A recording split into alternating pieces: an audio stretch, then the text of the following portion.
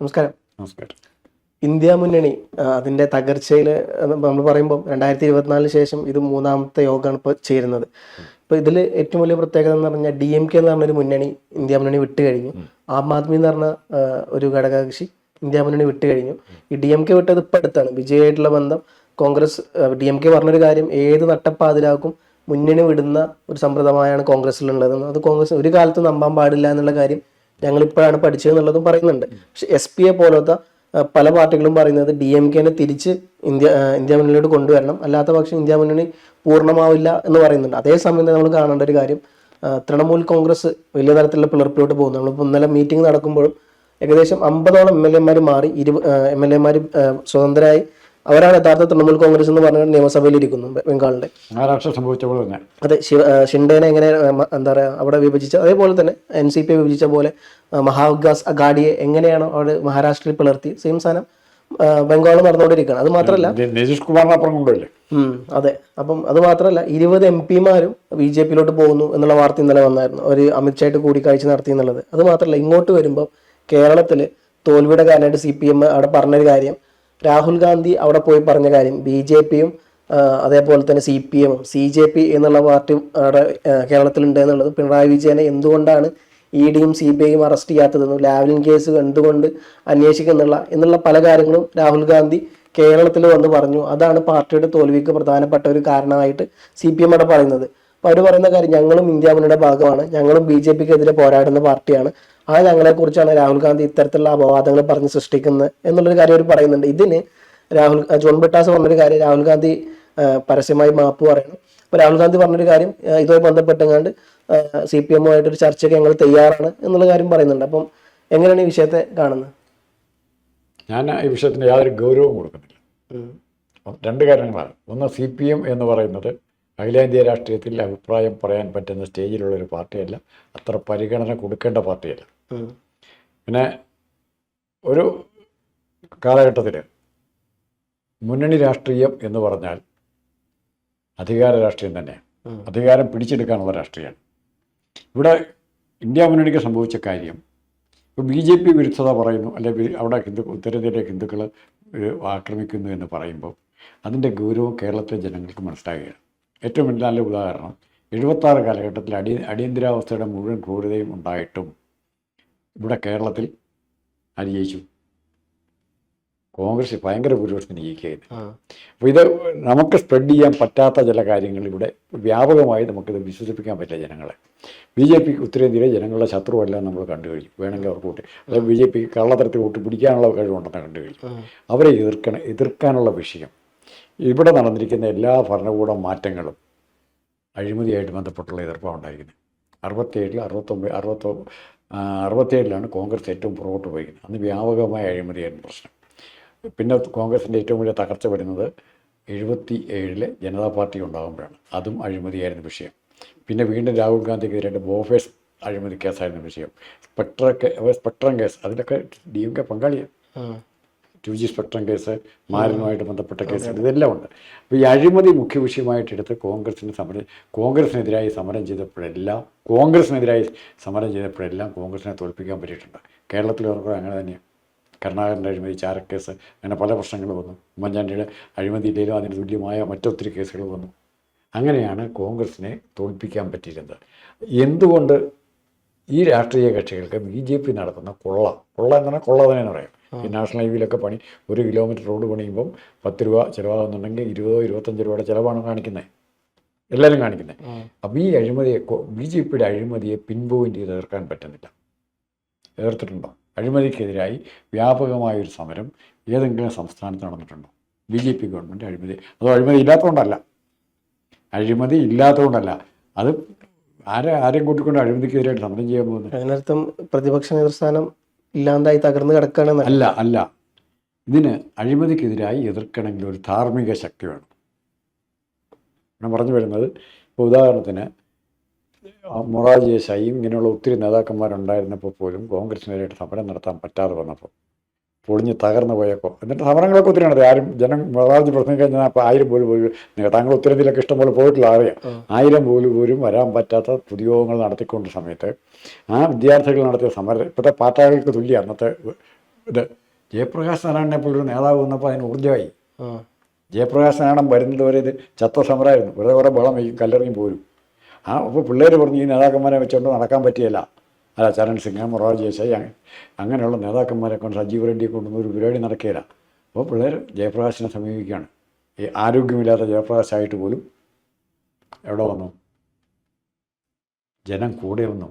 ആ ഇതിലാണ് 77 ജയിച്ചു വരുന്നത്. പക്ഷേ ഇവന്മാരെല്ലാം വിചാരിച്ച എന്നാണ് ഇവിടുത്തെ കേരളത്തിലെ അവസ്ഥയുണ്ട്. ഇവരെല്ലാം വിചാരിച്ച മൊറാർജി ദേശായിയും അതുല്യ ഘോഷും എസ്.കെ. പട്ടീലും സജീവ് റെഡ്ഡിയൊക്കെ വിചാരിച്ചത് ഇവരെല്ലാം ഞങ്ങളുടെ പിന്തുണ, ഞങ്ങളുടെ കഴിവുകൊണ്ടാണെന്ന് വിചാരിച്ചെന്നുമാർ ജനതാ പാർട്ടിയുടെ വിജയത്തിൻ്റെ ക്രെഡിറ്റ് ഇവരിലേക്ക് കൊണ്ടുവന്ന് നോക്കി. ഇവിടെ KC വേണുഗോപാൽ അങ്ങനെ ക്രെഡിറ്റ് കൊണ്ടുവന്ന് നോക്കി. ജനവികാരമാണ് ജയിപ്പിക്കുന്നത്. ആ വികാരം ഞങ്ങൾ കാരണം, ഞങ്ങളാണ് അതിൻ്റെ കാരണക്കാരായി എന്ന് സ്വയം ഭാവിക്കാൻ തുടങ്ങിയ ഒരുപറ്റ നേതാക്കളായിരുന്നു ഇവർ. ഞാൻ ചോദിക്കട്ടെ, ഈ രാഹുൽ ഗാന്ധിക്ക് ഇന്ത്യ മുന്നണിയുടെ നേതൃസ്ഥാനത്ത് നിൽക്കാൻ യോഗ്യത, ഇപ്പോൾ എനിക്ക് പലപ്പോഴും തോന്നിയിട്ടുണ്ട് രാഹുൽ ഗാന്ധിക്ക് he's not capable for that, because he can't able to എല്ലാവരും ഒരുമിച്ച് കയ്യിലെടുക്കാൻ പറ്റുന്ന ഒരു കഴിവ് രാഹുൽ ഗാന്ധിക്ക് ഇല്ല. പലതരത്തിലുള്ള പ്രശ്നം, ഇപ്പം RJD തുറന്നു പറഞ്ഞിട്ടുണ്ട് രാഹുൽ ഗാന്ധിയുടെ പല എന്താ പറയുക, നമ്മൾ ബീഹാറിൽ തോൽക്കാനുള്ള കാരണം കോൺഗ്രസിന്റെ പിടിവാശിയാണെന്നുള്ളത് RJD പറഞ്ഞിട്ടുണ്ട്. അത് സത്യമാണ്. ഒരു പരിധി വരെ ഞാൻ അവിടെ പോയതാണ്. സീറ്റ് വിഭജനം വലിയ തരത്തിലുള്ള ഗിറാമുട്ടിയായതാണ്. അത് മാത്രമല്ല, ആ സമയത്ത് അവിടുത്തെ PCC പ്രസിഡന്റ് ഈ പറഞ്ഞ പോലെ അവിടുത്തെ പട്നയിലെ എയർപോർട്ടിൽ വന്ന് ഇറങ്ങിയപ്പോൾ കോൺഗ്രസ് പ്രവർത്തകരാണ് അദ്ദേഹത്തെ കല്ലെടുത്തെറിഞ്ഞത്. അപ്പോൾ ഈ സമയം നമുക്ക് ഞങ്ങളുടെ ഉണ്ടായിരുന്നു. അപ്പോൾ ഇത്തരത്തിൽ ഒന്ന് അക്സെപ്റ്റബിളായ നേതാക്കന്മാരല്ല ബീഹാർ PCC സ്ഥാനത്ത് നിൽക്കുന്നത്. അപ്പോൾ RJDക്ക് വിയോജിപ്പുണ്ട് കോൺഗ്രസിനോട്.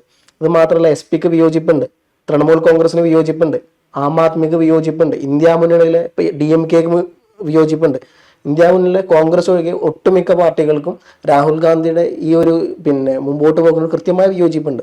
അപ്പം ചോദ്യം ഇത്ര മാത്രമേ ഉള്ളൂ, അദ്ദേഹത്തിന് ആ സീറ്റിലിരിക്കാൻ യോഗ്യത ഉണ്ടോ ഇല്ലയോ എന്നുള്ളതാണ്. ഇന്ന് പ്രതിപക്ഷത്തിന് കിട്ടാവുന്നതിൽ കമ്പാരിറ്റീവ്ലി ബെറ്റർ രാഹുൽ ഗാന്ധി. വേറൊരു നേതാവില്ല, ഉണ്ടായി വരണം. പിന്നെയുള്ളത് മമതയാണ്. എൻ്റെ നോട്ടത്തിൽ രാഹുൽ ഗാന്ധിയേക്കാൾ ഫാർ കേപ്പബിൾ മമതയാണ്. പക്ഷെ മമത ഇപ്പോൾ 15 വർഷം കഴിഞ്ഞ് അവിടുത്തെ ഭരണം കഴിഞ്ഞ് തോറ്റിട്ടുണ്ടെങ്കിൽ ഞാൻ ഇപ്പോഴും വിചാരിക്കുന്നു തിരിച്ചടിച്ച് വരാൻ പറ്റുന്ന നേതാവ് മമത തന്നെയാണ്, വേറെ ആരുമില്ല. ഇനി നമ്മൾ കോൺഗ്രസിൻ്റെ സംസ്കാരം ഒന്ന് രാഹുൽ ഗാന്ധി അക്സെപ്റ്റ് ചെയ്യാൻ തയ്യാറായാൽ ഒത്തിരി വ്യത്യാസം വരും. രാഹുൽ ഗാന്ധി ഇപ്പോഴും പഠിച്ചിട്ടില്ല. രാഹുൽ ഗാന്ധിക്ക് അറിയാം, പക്ഷേ ഈ ഹൈക്കമാൻഡ് സ്ട്രക്ചർ തകർത്ത് ഇപ്പോഴുള്ള ഹൈക്കമാൻഡ് മെമ്പേഴ്സിനെ എല്ലാം പറഞ്ഞ് വീട്ടിൽ വിടണം. ആദ്യം ഇപ്പോൾ ഉള്ള ഹൈക്കമാൻഡ് AKN ഉൾപ്പെടെയുള്ളവർ ദയവ് ചെയ്ത് സംഘടനാ കാര്യത്തിൽ അഭിപ്രായം പറയരുത്. അതുപോലെ ഇവർ ഉത്തർപ്രദേശിൽ കോൺസെൻട്രേറ്റ് ചെയ്യണം, ഭയങ്കരമായിട്ട് കോൺസെൻട്രേറ്റ് ചെയ്യണം. അഖിലേഷ് യാദവിനെ സപ്പോർട്ട് ചെയ്തുകൊണ്ട് വേണം കോൺസെൻട്രേറ്റ് ചെയ്യാൻ. അഖിലേഷ് യാദവിനെ മാറ്റി ഞാൻ നേതാവാന്ന് പറഞ്ഞാൽ എല്ലാം പറ്റിയില്ല. ഇപ്പോൾ അവിടെ സീറ്റ് വിഭജനം ഏറെക്കുറെ തീരുമാനമായി എന്ന് പറയുന്നത്. അഖിലേഷ് യാദവ് പറഞ്ഞത് 60 സീറ്റ് വരെ കോൺഗ്രസിന് കൊടുക്കാന്ന് പറയുന്നത്. കോൺഗ്രസ് പറയുന്നത് 80 മുതൽ 90 സീറ്റ് വേണം. കോൺഗ്രസിന് സീറ്റ് കൊടുക്കുന്നതിന് 2 നഷ്ടമുണ്ട്. ഒന്നാ കൊടുക്കുന്ന സീറ്റുകൾ ജയിച്ചാൽ കുഴപ്പമില്ല, മുന്നണിക്കും. അതെ, പക്ഷെ കൊടുക്കുന്ന സീറ്റുകളിലാണ് കൂടുതലും തോക്കുന്നത്. തമിഴ്നാട്ടിൽ അത് തന്നെ സംഭവിച്ചു. ബീഹാർ എന്ന് പറഞ്ഞാൽ ആന്റി കോൺഗ്രസ് ഫീലിംഗ് ഉള്ള സ്ഥലമാണ്. കോൺഗ്രസ് വിരുദ്ധ നേതാക്കന്മാരുടെ ഏറ്റവും വലിയ വളർച്ച അവിടെയുണ്ട്. കർപ്പൂരി താക്കൂർ തൊട്ട് ഒത്തിരി പേരുണ്ട് അവിടെ. അപ്പോൾ അത് ബീഹാറിനെ മറ്റ് സ്റ്റേറ്റുകളുമായിട്ട് കമ്പയർ ചെയ്യാൻ പറ്റില്ല. ബീഹാറിൽ ഏറ്റവും ചിലവാകുന്ന കോൺഗ്രസ്സുകാരും മമതയാണ്. മമത നാളെ ഇവരുമായിട്ട് അലയൻസ് ഉണ്ടാക്കി കഴിഞ്ഞാൽ വ്യത്യാസം വരും. നിങ്ങൾക്ക് തോന്നുന്നുണ്ടോ കേരളത്തിൽ മമതാ പാർട്ടിയുടെ ഈ അൻവറിന് പകരം വേറെ K. സുധാകരനോ K. മുരളീധരനാണ് ഇവിടെ നേതൃത്വം കൊടുത്തിട്ടുണ്ടെങ്കിൽ കൈമാറിയനെ? ഈ കൂടെ പോയ ക്രിസ്ത്യാനിയും മുസ്ലിമും ഒക്കെ ചിലപ്പോൾ മമതയുടെ കൂടെ പോയേനെ. ഇനി പോയില്ല, അവിടെ അധികാരം പോയോണ്ട്. അല്ലെങ്കിൽ കഴിഞ്ഞ വർഷം പോയേനെ. ഇവർക്ക് ജനങ്ങളെ ആകർഷിക്കാൻ പറ്റുന്ന നേതാക്കന്മാരെ ഇപ്പോൾ സതീശൻ മാത്രമേ ഉള്ളൂ കോൺഗ്രസിൽ. നേരത്തെ സതീശന് സുധാകരൻ ഉണ്ടായിരുന്നു. അങ്ങനെയുള്ള നേതാക്കന്മാർ എല്ലാ സ്റ്റേറ്റിലും വേണം, സംസ്ഥാന ഇന്ത്യ മുഴുവനായിട്ട് വേണം. അത് കോൺഗ്രസിനുണ്ടോ? ഏതെങ്കിലും പ്രതിപക്ഷ നേതാവുണ്ടോ? BJPക്ക് ഉള്ളത് മതം പറഞ്ഞ് മാത്രം എളുപ്പ കച്ചവടമാണ്. ഹിന്ദു മതത്തിൻ്റെ രാമൻ്റെ പേര് പറഞ്ഞ് രാമൻ്റെ പിൻഗാമിയാണ് ഞാൻ നമ്മൾ നടക്കുന്നത്. മോഡി സ്വന്തമായിട്ടുള്ള കോൺട്രിബ്യൂഷൻ വേണം. ബയോളജിക്കൽ ഹ്യൂമൻ അല്ല എന്നാണ് 2024 ലോക്സഭ ഇലക്ഷനിൽ മോദി പറഞ്ഞത്. ദൈവിക വിത്തുള്ള DNA നോക്കിക്കഴിഞ്ഞാൽ മഹാവിഷ്ണുവിൻ്റെയോ കടവൽക്കതിൻ്റെയോ. അതാണ് RSSനും മോഹൻ ഭഗവതിനും മോദിയോട് പിന്നീട് ആ വിഷയത്തിൽ വലിയ തരത്തിൽ വിയോജിപ്പ് അടക്കണ്ടായത്. അല്ല, ഞാനാണ് സ്വയം പ്രഖ്യാപിത ദൈവം എന്നുള്ള തരത്തിലോട്ട് മോദി പ്രഖ്യാപിച്ചത്. രാമനാഥന്റെ ഒരു വലിയ വേർഷൻ അത്രേ ഉള്ളൂ. അല്ല, അതൊക്കെ പോട്ടെ.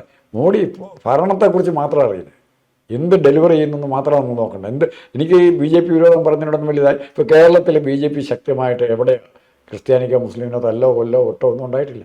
ഉണ്ടാകുമെന്നാണ് നമ്മൾ പറയുന്നത്. ഇവരുണ്ടാകും, ഫ്യൂച്ചറിലുണ്ടാകും. അതങ്ങനെ പറഞ്ഞുകൊണ്ട് പോയിട്ട് ഒരു കാര്യമില്ല. അനുഭവിക്കുമ്പോൾ മാത്രമേ ജനം മനസ്സിലാവുള്ളൂ. വിലക്കയറ്റ് അനുഭവിച്ചുകൊണ്ടിരിക്കുക, സമരം ചെയ്യാൻ പറ്റുന്നുണ്ടോ? ഒന്നും വേണ്ട. ഞാൻ ഏറ്റവും കൂടുതൽ നോക്കിയിരുന്നത് പ്രതിപക്ഷത്തിൻ്റെ കഴിവുകേട് കണ്ടത് ഇത്രയും ക്രൂരമായി നമ്മൾ ചർച്ച ചെയ്തൊരു വിഷയം. അത് ആ സംഭവത്തെ പേപ്പർ പിള്ളേരുടെ ഭാവിയിട്ട് പന്താടി ഇപ്പം അനങ്ങാൻ പറ്റിയില്ല. എന്ത് ചെയ്യാൻ പറ്റി? കേരളത്തിൽ SFI സമരം ചെയ്തോ? അതേ ആശയെ ഒരു പോലീസുകാരെന്ന് പിടിച്ചുകൊണ്ട് ജയിലിൽ പോയി കഴിഞ്ഞാൽ എമ്മാരും വടിയും കൊട്ടുകൂടിയായിട്ട് വരും. അതാണോ ഇവിടെ ഏറ്റവും വലിയ സീരിയസ് ഇഷ്യൂ ഉണ്ടായി, ഇന്ത്യ മുഴുവൻ ബാധിക്കുന്ന ഇഷ്യൂ ഉണ്ടായി, ഇന്ത്യയിൽ സമരം ഉണ്ടാകാത്ത? അതിന് മറ്റേ പാറ്റാന്ന് പറഞ്ഞ പുതിയ സംഘടന വേണ്ടി വന്നു. അതാരുടെ കഴിവുകേടാ? ഞാൻ ചെയ്യേണ്ട ജോലി അല്ല നിങ്ങൾ ചെയ്യേണ്ട ജോലി ചെയ്യാതിരിക്കുകയും അതിന് പകരം മൂന്നാമതുള്ളവരും അവരെ തെറി പറഞ്ഞിട്ടോ കുറ്റപ്പെടുത്തിയിട്ടോ കാര്യമുണ്ടോ? കേജ്രിവാൾ എങ്ങനെയാണ് വന്നത്? ഷീലാ ദീക്ഷിതായിരുന്നു കോൺഗ്രസിൻ്റെ. ഷീലാ ദീക്ഷിത്തിനെതിരായി അഴിമതി കേസ്, ഡൽഹി ഏഷ്യൻ ഗെയിംസ് ഉൾപ്പെടെയുള്ള അഴിമതി കേസ് വന്നു. ആ അഴിമതി കേസുകളെ പ്രൊട്ടക്ട് ചെയ്യാനാണ് കോൺഗ്രസ് നോക്കിയത്. അവരെ ഗവർണറായിട്ട് ഇങ്ങോട്ട് വിട്ടു. ഇങ്ങനെയുള്ള ആൾക്കാരെ അവരുടെ സ്വന്തത്തിൽപ്പെട്ട അജിത് ലളിതമാക്കണം ഒരാൾ ഇവിടെ ഒബ്സർവറായിട്ടുണ്ടായിരുന്നു ഡൽഹിയിൽ. ഇപ്പോൾ കേജ്രിവാളുമായിട്ട് അവരുമായിട്ടുള്ള അഭിപ്രായ വ്യത്യാസം. ഷീലാ ദീക്ഷിത്തിൻ്റെ മാഡത്തിനെ തോൽപ്പിച്ച കോൺഗ്രസ് നേതാവ് അവരായിട്ടും ആരും ബന്ധം വേണ്ട. ആദ്യത്തെ ചർച്ച പോയി അവിടെയാണ്. ഷീലാ ദീക്ഷിത്തിനെ തോൽപ്പിച്ചുകൊണ്ട് ഇവർക്ക് വിരോധം. ആ അഴിമതിയുടെ പേരിൽ തന്നെയാണ് ഷീലാ ദീക്ഷിത് തോൽപ്പിക്കപ്പെട്ടത്, കേജ്രിവാൾ ജയിച്ചത്. ഞാൻ ആദ്യം പറഞ്ഞു, അഴിമതിയുടെ ആയുധം അഴിമതിയെ കാര്യമായിട്ടെടുത്ത് സമരം ചെയ്യുമ്പോൾ മാത്രമേ ജനം കൂടെ നിൽക്കുള്ളൂ. അല്ലാത്ത വിഷയം ജനത്തിന് മനസ്സിലാകുകയില്ല. സാംസ്കാരികമായ അധപ്പതനം വല്ലതും മനസ്സിലാവുമോ? ബി ജെ പി ഇപ്പോൾ കേരളത്തിൽ എവിടെയെങ്കിലും RSSകാർ 10 മുസ്ലിംസിനെ കൊന്നാൽ, അല്ല ഒരു മുസ്ലിം പള്ളി ആക്രമിച്ച് തകർത്താൽ 1-2 അതൊരു ഉറപ്പായിട്ടും ഇവിടെ മുസ്ലിം അതിൻ്റെ പിന്നിൽ രാഷ്ട്രീയ കക്ഷികൾ നിൽക്കേണ്ടി വരും. മുസ്ലിംസിൻ്റെ പിന്നിൽ നിൽക്കേണ്ടി വരും. ഇവിടെ അത് ഉണ്ടാകുന്നില്ല, കേരളത്തിൽ ഉണ്ടാകുന്നില്ല, തമിഴ്നാട്ടിൽ ഉണ്ടാകുന്നില്ല, എവിടെയാണ് ഉണ്ടാകുന്നത്? നോർത്തിൽ മാത്രമേ ഉണ്ടാകുന്നുള്ളൂ. നോർത്തിൽ ഉണ്ടാകുന്നല്ല.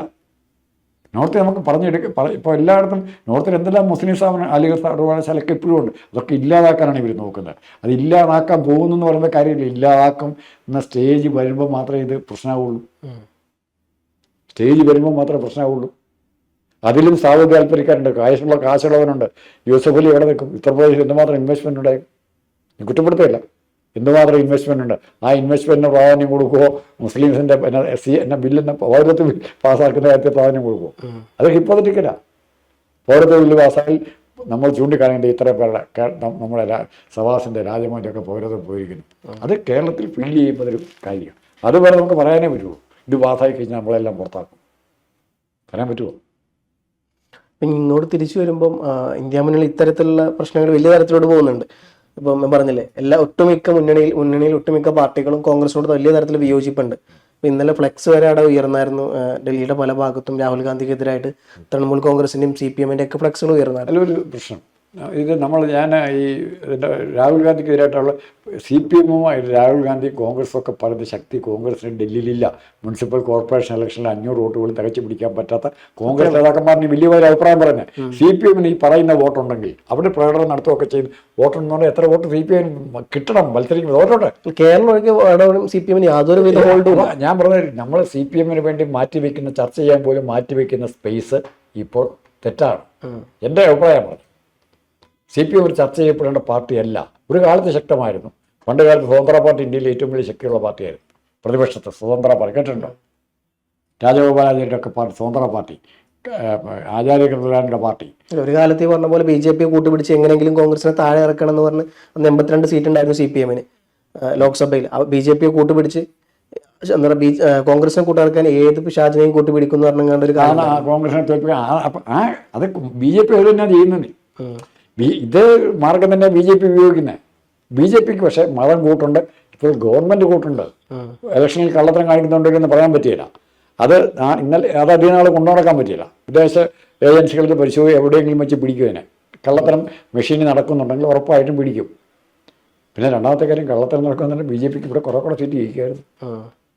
കേരളം ഇന്നലെ CJP-യുടെ പ്രോഗ്രാമിൽ ഇവർ പറഞ്ഞ പോലെ കംപ്ലീറ്റും ഇതിനകത്ത് മാനിപ്പുലേഷൻ നടക്കുമെങ്കിൽ ഉറപ്പായിട്ടും കേരളത്തിൽ ഇവർക്ക് ജയിക്കാമായിരുന്നു. ഇന്നലെ CJP-യുടെ ഈ ക്രൊക്കോ ജനതാ പാർട്ടിയുടെ ഒരു യുവാവ് ഇന്നലെ പറഞ്ഞ കാര്യമുണ്ട്. BJP നന്നായിട്ട് ഇലക്ഷൻ മെഷീനിൽ കൃത്രിമം കാണിക്കുക. അയാൾ പറഞ്ഞാൽ എനിക്കും ചെയ്ത് കാണിച്ചു തരാൻ പറ്റും, എൻ്റെ മുമ്പിൽ കൊണ്ടുവന്ന് ഞാൻ കാണിച്ചു തരാം, അതിന് വലിയ പാടൊന്നുമില്ല, ജാവയും പൈത്തണും പഠിച്ച ഏതൊരാൾക്കും സിമ്പിളായി കണ്ട് അത് മാനിപ്പുലേറ്റ് ചെയ്യാൻ പറ്റും എന്ന് പറയുന്നുണ്ട്. അപ്പോൾ അദ്ദേഹത്തോട് ചോദിക്കും എന്തുകൊണ്ട് ഇത് തെക്കേ ഇന്ത്യയിൽ കോൺഗ്രസ് ജയിച്ചു എന്ന് ചോദിക്കുന്നുണ്ട്. അപ്പോൾ അവർ പറയുന്നൊരു കാര്യം, തെക്കേ ഇന്ത്യയിൽ നോർത്ത് ഇന്ത്യ പോലെയല്ല, അവിടെ കൃത്യമായ സമ്പ്രദായം ഉണ്ട്. ഒരു മെഷീനിൽ ഒന്നും കൃത്യമായിട്ട് ചെയ്യാൻ പറ്റില്ല എന്നുള്ളത്. കാരണം അവിടെ പാർട്ടി ഹോൾഡ് അങ്ങനെയാണെന്നുള്ളതും യാതൊരു വിധ ഇവിടെ നോർത്ത് ഇന്ത്യയിൽ അങ്ങനെയല്ല. എപ്പോൾ വേണമെങ്കിലും ഇത് മാനിപ്പുലേറ്റ് നമ്മളിവിടെ നമുക്കറിയാലോ, ഈ സ്റ്റോർ റൂം തുറന്നതിൻ്റെ പേരിൽ വലിയ പ്രശ്നം ഉണ്ടാക്കിയതാണ് നമ്മളിവിടെ. അത് മറിച്ച് നോർത്ത് ഇന്ത്യ സ്റ്റോർ റൂം തുറന്ന് വേണം മൊത്തം മാറ്റുമെന്നേ. മാറ്റും. അത് ആരുടെ കുഴപ്പമെന്നായിരിക്കുന്നത്? പ്രതിപക്ഷ പ്രവർത്തനം നിന്ന് പോയതിൻ്റെ കുഴപ്പമല്ലേ? ഇപ്പോൾ ഞാൻ ഇനി രണ്ടാമത്തെ കാര്യം പറയാം. അതുകൂടെ ഈ കൂട്ടത്തിൽ അതുകൂടെ പറഞ്ഞാൽ ഇന്ത്യ മുന്നണി പോയി ഇതിൻ്റെ കാര്യം ബാലപാഠം പഠിക്കണം. VP സിംഗ് അധികാരത്തിൽ വന്ന ശേഷം, പ്രധാനമന്ത്രിയായ ശേഷം മണ്ഡൽ കമ്മീഷൻ കൊണ്ടുവന്നു. മണ്ഡൽ കമ്മീഷൻ ഇന്ത്യയിലെ രാഷ്ട്രീയ പാർട്ടികളുടെ രാഷ്ട്രീയം അങ്ങോട്ട് മാറ്റിയിട്ട് ജാതി മത സംഘടനകളായി. ഇന്നലെ വരെ സോഷ്യലിസ്റ്റ് പാർട്ടിയുടെ നേതാവായിരുന്ന ലല്ലു പ്രസാദിനെയും കല്യാൺ സിംഗ് യാദവിനെയും മുഴുവൻ ജാട്ടിൻ്റെ യാദവിൻ്റെ നേതാവായി മാറ്റി. ചരൺ സിംഗിനെ അങ്ങനെ മാറ്റി, ദേവിലാലിനെ അങ്ങനെ മാറ്റി.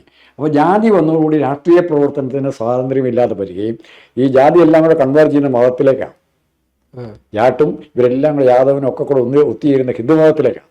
അത് ആ ഭാഗം കാണാൻ മറന്നുപോയി VP സിംഗ്. VP സിംഗ് ചെയ്ത് അമ്മയെ തന്നെ ജാതി സംഘടനകൾക്ക് പ്രോത്സാഹനം. ഇത് കേരളത്തിലൊക്കെ സംഭവിച്ചിട്ടുണ്ട്. കുറച്ചൊക്കെ വിമാന സമരകാലത്ത് ഇവരെ കൂട്ടുപിടിച്ചുകൊണ്ട് ഇപ്പോഴും അവിടെ സ്വാധീനമുണ്ട്. NSSൻ്റെ SNDPയുടെയും കത്തോലിക്ക സഭയുടെയും സ്വാധീനം ഇപ്പോഴും ഉണ്ട്. ഇല്ലെന്ന് പറയാൻ പറ്റുമോ? രാഷ്ട്രീയ കാര്യങ്ങൾ തീരുമാനങ്ങൾ ഇപ്പോൾ മുസ്ലിം ലീഗ് വിമാന സമരകാലത്ത് ആരുടെ കൂടെയായിരുന്നു? അപ്പോൾ ഇങ്ങനത്തെ കാര്യങ്ങൾ നടക്കുമ്പോൾ ഉറപ്പായിട്ടും ഒരു കാര്യം പറയാൻ പറ്റും, ഏത് തരത്തിലും കോൺഗ്രസിന് തിരിച്ചു വിടുന്ന ഒറ്റ മാർഗ്ഗമേ എന്നോട് ചോദിച്ച ഒറ്റ മാർഗ്ഗമേ ഉള്ളൂ. പല സ്ഥലത്ത് എഴുതിയിട്ടുണ്ട്. കോൺഗ്രസ് സംസ്കാരമുള്ള പഴയകാലം തൊട്ടുള്ളവരെ മാത്രം വിളിച്ചു കൂട്ടുക. മമതയുണ്ട്, ഓറിസ്സയിലുണ്ട്, ഡൽഹിയിൽ ഇയാൾ പോലും കുറേ കൂടെ കോൺഗ്രസിൻ്റെ ജനാധിപത്യ സ്വഭാവം സ്വീകരിക്കുന്ന ആളാണ്. കേജ്രിവാൾ പോലും ഓരോ സ്റ്റേറ്റിലും ഉണ്ട്. അവരെ സംഘടിപ്പിച്ച് ആദ്യം ആ സ്റ്റേജിൽ നിന്ന് തുടങ്ങുക. അതേസമയം ഇപ്പം BJP എതിർക്കുന്ന പ്രതിപക്ഷത്ത് നിൽക്കുന്ന അഖിലേഷ് യാദവിനെയാണേലും ഇവിടെ ബീഹാറിലെ തേജസ്വി യാദവിനാണേലും അവരെ സപ്പോർട്ട് ചെയ്യാനുള്ള മെഷീനറി കോൺഗ്രസ് ഉണ്ടാക്കുക. ഇവിടെ ജോസഫ് ഗ്രൂപ്പിന് 7 സീറ്റ് കിട്ടി. എങ്ങനെ കിട്ടി പറയാമോ? ജോസഫ് ഗ്രൂപ്പിന് കിട്ടി. കോൺഗ്രസ് മെഷീനറി വർക്ക് ചെയ്തില്ലേ? അല്ലെ ലീഗിൻ്റെ മെഷീനറി. ഇവിടെ ലീഗ് ഇല്ലാത്തതുകൊണ്ട് കോൺഗ്രസ് മെഷീനറിയുടെ സഹായത്തോടെയാണ് ജോസഫ് ഗ്രൂപ്പിന് ഇത്ര സീറ്റ് കിട്ടുന്നത്. അവിടെ നിന്ന് തിരിച്ച് കിട്ടുന്ന വോട്ട് വളരെ തുച്ഛമാണ്. ജേക്കബ് ഗ്രൂപ്പിന് കേരള കോൺഗ്രസിനെ സഹായിക്കാൻ പറ്റുമോ? ജോസഫ് ഗ്രൂപ്പിന് 8 10 ന്യൂമണ്ഡലത്തിൽ എത്ര വോട്ട് കൊടുക്കാൻ പറ്റും കോൺഗ്രസിന് തിരിച്ച്? പിന്നെ അതിൽ മൊത്തം വരുമ്പോൾ ഇവിടെ ഞങ്ങളുടെ കൂടെയാണെന്നുള്ളൊരു കോമൺ സ്ട്രെങ്ത് ഉണ്ട്, അല്ലാതെ പ്രത്യേകമായിട്ടില്ല. അതുപോലെ കോൺഗ്രസ് ദുർബലമാണെങ്കിൽ ആ ശക്തി ഉപയോഗിച്ച്, ഉള്ള ശക്തി ഉപയോഗിച്ച് ഒരു താങ്ങി പിടിക്കാൻ പറ്റും. അഖിലേഷ് യാദവിനെ സപ്പോർട്ട് ചെയ്ത് പിടിക്കാൻ പറ്റും. തമിഴ്നാട്ടിൽ കോൺഗ്രസ് ചെയ്തത് ശരിയാണ്, പ്രാക്ടിക്കലായിട്ട് ശരിയാണ്. കോൺഗ്രസ് തകർന്നിരിക്കുകയാണ്. അപ്പോൾ കോൺഗ്രസിന് അവിടെ നിലനിൽപ്പ് വേണമെങ്കിൽ DMKയുടെ കൂടെ വന്ന അഡ്രസ്സില്ല. സൗത്ത് ഇന്ത്യയിൽ എല്ലാ സ്ഥലത്തും അഡ്രസ്സ് ഉണ്ടാക്കാനാണ് കോൺഗ്രസ് ആഗ്രഹിക്കുന്നത്. ആ പ്ലാനിങ്ങിൻ്റെ ഇയാൾ BJP വിരുദ്ധനായിട്ട് ഇതുവരെ പ്രവർത്തിക്കുന്ന ആര്? നാളെ ഈ DMKയും വിജയും ഒക്കെ നാളെ BJPയുടെ ഇതാവും. BJPയെ തകർക്കാൻ പറ്റുന്നു എന്നുള്ള തോന്നൽ ഉണ്ടാക്കിയില്ലെങ്കിൽ ഇവരെല്ലാവരുടെ കൂടെ പോകും. ചന്ദ്രബാബു നായിഡു എവിടെയാണ്? ആരായിരുന്നു UPയുടെ കൺവീനർ പണ്ട്? പ്രതിപക്ഷ കോർഡിനേഷൻ കമ്മിറ്റിയുടെ കൺവീനർ കോൺഗ്രസ്സുകാരാണ് അപ്പുറത്ത് പോയത്. ചന്ദ്രബാബു നായിഡു. അയാൾക്ക് ജയിക്കണോ, അധികാരത്തിൽ വരണം, അതിനുള്ള മാർഗം നോക്കിയാൽ. ഇത് രാഷ്ട്രീയം എന്ന് പറഞ്ഞാൽ അങ്ങനെ ഒറ്റയ്ക്ക് ഇങ്ങോട്ട് പറഞ്ഞു പോകാൻ പറ്റും. BJP വിരുദ്ധത എന്ന് പറയുന്നത് ഒരു പരിധി കഴിഞ്ഞ് ചിലവാകിയില്ല. അവർ നമ്മൾ നോക്കുമ്പോൾ എന്ത് ദ്രോഹം എനിക്ക് ചെയ്യുന്നത്? പിന്നെ അവിടെ ജയിച്ചു ഇവിടെ ജയിച്ചു എന്ന് പറഞ്ഞ് പറയുന്നുണ്ട്. പിന്നെ പെണ്ണുങ്ങൾക്ക് അമ്പലം പണിത് കൊടുക്കണം. രാമനെ നിങ്ങൾ പൂജിച്ചോ, ശിവനെ പൂജിച്ചോ, ശിവൻ്റെ പേര് പറയുക, ശ്രീകൃഷ്ണനെ പറയുക, ശ്രീരാമൻ്റെ പറയും. ശ്രീരാമൻ്റെ പേര് നാളെ മമത അവിടെ കൊണ്ടുവരാൻ പോകുന്ന ദുർഗാദേവിയുടെ ആയിരിക്കും ബംഗാളിൽ. എന്താ സംഭവിക്കുന്നത് പിന്നെ കാണാതെ. ഈ ജാതിയും മതവും എല്ലാവർക്കും അങ്ങോട്ടും കൊണ്ട് കളിക്കാം. ഷിയാ സുന്നി, ഷിയാസിനെ ഒരു മുഖ്യമന്ത്രിയാക്കി കഴിഞ്ഞാൽ സുന്നികൾ അടങ്ങി നോക്കും. ഇപ്പം ഇവിടുത്തെ ഇപ്പോൾ ഏറ്റവും കൂടുതൽ ആൾക്കാർ കൊല്ലപ്പെടുന്നത് എങ്ങനെയാണ്? ഈ ഉപജാതി തർക്കങ്ങളിലാണ്. ഏറ്റവും കൂടുതൽ ബോംബാക്രമണം നടന്നിരിക്കുന്ന രാജ്യങ്ങൾ BDA ഏതാണ്? മുസ്ലിങ്ങൾ ഭരിക്കുന്ന അറബ് രാജ്യങ്ങളിലാണ് ഏറ്റവും കൂടുതൽ യുദ്ധം നടന്നിരിക്കുന്നത്. കഴിഞ്ഞ 25 വർഷത്തിനിടയ്ക്ക് ഏറ്റവും കൂടുതൽ ആൾക്കാർ മരിച്ചിരിക്കുന്ന മുസ്ലിങ്ങളാണ്. അത് ആദ്യം നിർത്താൻ ഇസ്ലാമിക ഇപ്പോൾ പോലും ലാസ്റ്റ് അമേരിക്ക ചെയ്തിരിക്കുന്ന പണിയാണ്. സൗദി അറേബ്യയും ഖത്തറും ഇറാനുമായിട്ട് അടി. അമേരിക്കക്കാരൻ കൈ കെട്ടുന്നത് കണ്ടുകൊണ്ടിരിക്കും. അത്രയ്ക്ക് മാത്രം മണ്ടത്തരത്തിൽ തലവെച്ചു കൊടുക്കാറില്ല. അതാരുടെ കുഴപ്പമാണ്? അത് എന്നാൽ പറയാൻ പറ്റുമോ? ഏറ്റവും കൂടുതൽ ആൾക്കാർ, ഏറ്റവും കൂടുതൽ യുദ്ധങ്ങൾ നടന്നിരിക്കുന്നത് എവിടെയാണ് നടന്നിരിക്കുന്നത്? ഉക്രൈൻ്റെ ഭാഗങ്ങൾ മാറ്റി വെച്ചാൽ ഇവിടെ മരിക്കുന്ന മുസ്ലിങ്ങളെക്കാൾ കൂടുതൽ പാകിസ്ഥാനും ബലൂചിസ്ഥാനും മരിക്കുന്നുണ്ടോ? ഉണ്ടോ? അഫ്ഗാനിസ്ഥാനും പാകിസ്ഥാനുള്ള സംഘടനത്തിൽ മരിക്കുന്നുണ്ടോ? എന്തേ നമ്മളിവിടുത്തെ കാര്യം മാത്രം വലിയ കാര്യമായിട്ട് പറയുന്നത്? യുക്തി എന്ന് പറയുന്ന സാധനമുണ്ട്. നമ്മുടെ കൺമുമ്പിലുള്ള വസ്തുതയുണ്ട്. അതിനെ അംഗീകരിക്കാൻ പറ്റാതെ നമുക്ക് മുമ്പോട്ട് പോകാൻ പറ്റില്ല. അതിനെ അംഗീകരിക്കുന്ന രാഷ്ട്രീയം പ്രതിപക്ഷ കക്ഷികളെ മൊത്തത്തിലെടുക്കണം. CPM-കാരൻ ഒരിക്കലും എടുക്കാൻ പറ്റില്ല. അങ്ങനെ CPM-കാരൻ എങ്ങനെയെങ്കിലും ഹിന്ദു മുസ്ലിം സംഘർഷം ഉണ്ടാക്കി അതിൻ്റെ അകത്ത് മുതലെടുക്കാനാണ് നോക്കുന്നത്. അതാണ് ബീഫ് ഫെസ്റ്റിവൽ നടത്തി. അവൻ ഇവിടെയാണ് നടത്തുന്നത്, മധ്യപ്രദേശിലല്ല നടത്തുന്നത്. അല്ലെ ഇന്ത്യ അവിടെ നടത്താത്ത അങ്ങോട്ട് കയറുമോ ബീഫ് ഫെസ്റ്റിവലിനോട്? അല്ലെ രണ്ടും കൂടെ നടത്തണം. പോർക്കും ബീഫും കൂടെ ഒരുമിച്ച് വെച്ച് നടത്തുമോ CPM-കാർ? അവിടെ അവന് പേടിയാണ്. അങ്ങനൊന്നും വരത്തില്ല. അത്തരം കാര്യങ്ങൾ മാറ്റി നിർത്താതെ സ്വതന്ത്രമായി പ്രവർത്തിക്കാനുള്ള സ്വാതന്ത്ര്യം എനിക്ക് ഇന്ന് ഞാൻ അമേരിക്കയ്ക്ക് മാർക്ക് കൊടുക്കും. അമേരിക്കൻ രാജ്യത്തിന്, ട്രംപിനല്ല, അമേരിക്കൻ സെനറ്റിൽ റിപ്പബ്ലിക്കൻസ് വരെ ഇതിനെതിരെ ഇറാൻ യുദ്ധത്തിനെതിരായിട്ട് വോട്ട് ചെയ്യുന്നു എന്നുള്ളതാണ്. അങ്ങനെ ഒരു കാര്യം ഇറാനിലോ സൗദി അറേബ്യയിലോ എവിടെയെങ്കിലും നടക്കുമോ? ചൈന നടക്കുമോ? അതാണ് ജനാധിപത്യം. അതുകൊണ്ടാണ് അത്തരം ജനാധിപത്യ സാധനം കുറേയെങ്കിലും അനുവദിച്ച് കൊടുത്തിട്ടാണ് അമേരിക്ക ഇങ്ങനെ നിൽക്കുന്നത്. ഇന്ത്യക്ക് ഇങ്ങനെ വലിയ കലാപില നിൽക്കാൻ പറ്റുന്നത് കൊണ്ടാണ്. ജനാധിപത്യം തീരുന്ന അന്ന്, മോഡി അന്ന് പൂർണ്ണമായിട്ട് ഇത് മറ്റേ രാജ്യമാക്കുന്ന അന്ന് ഇവിടെ തുടങ്ങും കലാപം. ഇല്ലെന്ന് പറയാൻ പറ്റുമോ? അടിച്ചമർത്തൽ തുടങ്ങുന്ന അന്ന് ഇവിടെ തുടങ്ങും കലാപം. പേടിക്കണ്ട. നമ്മളാരും വേണ്ട. നമ്മുടെയൊക്കെ കാലം കഴിഞ്ഞാൽ നടക്കും. കാരണം ജനങ്ങൾ അതാണ്. പ്രതികരിക്കണമെങ്കിൽ അവൻ്റെ അനുഭവങ്ങളുടെ മുമ്പിൽ അവൻ പ്രതികരിക്കും, അല്ലാതില്ല.